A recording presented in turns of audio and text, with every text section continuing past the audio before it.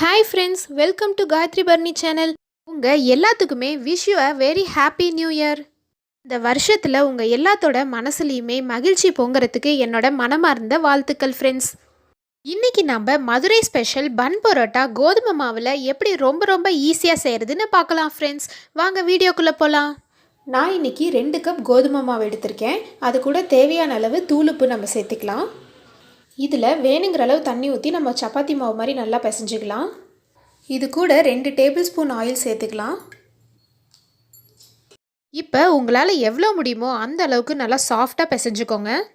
நீங்கள் கை வலிக்கு ரொம்ப நேரம் கையில் பிசைகிறத விட இந்த மாதிரி மத்தோ இல்லைன்னா பூண்டு தட்டுறதுக்கு நீங்கள் குட்டி உரல் வச்சுருப்பீங்க இல்லையா, அதில் இந்த மாதிரி ஒரு 10 தடவை நீங்கள் தட்டினீங்கன்னா போதும், மாவு நல்லா சாஃப்டாக வந்துடும். இது மேலே ஆயில் ஊற்றிட்டு ஒரு 1/2 hour நல்லா க்ளோஸ் பண்ணி வச்சுருங்க. 1/2 hour கழித்து இதை குட்டி பால்ஸாக நம்ம உருண்டை பிடிச்சி வச்சுக்கலாம்.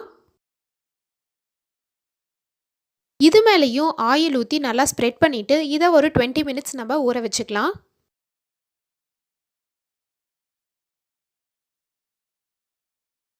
சப்பாத்தி தேய்க்கிற கட்டையிலையும் நம்ம ஆயில் ஊற்றி நல்லா ஸ்ப்ரெட் பண்ணிக்கலாம். உங்களுக்கு பார்க்கும்போதே தெரியும் மாவு பாருங்கள் எவ்வளோ சாஃப்டாக இருக்குது. இந்த கட்டையோட ஃபுல் சைஸ் அளவுக்கு நல்லா மெலிசாக பெருசாக தேய்ச்சிக்கலாம்.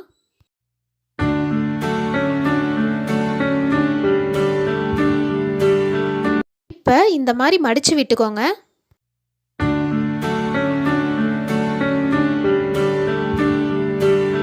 இதுக்கு மேலே ஆயில் தடவிட்டு இந்த மாதிரி உள்ள கை வச்சு இந்த மாதிரி ரோல் பண்ணிக்கோங்க.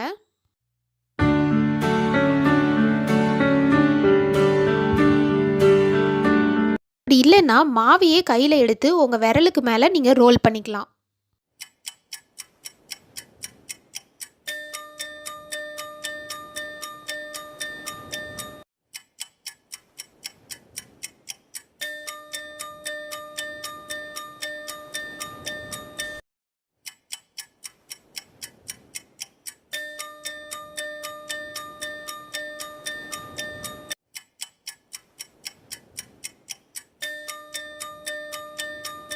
நான் தோசைக்கல்ல ஹீட் பண்ணி வச்சுருக்கேன். இதில் நம்ம பரோட்டாவை போட்டுக்கலாம்.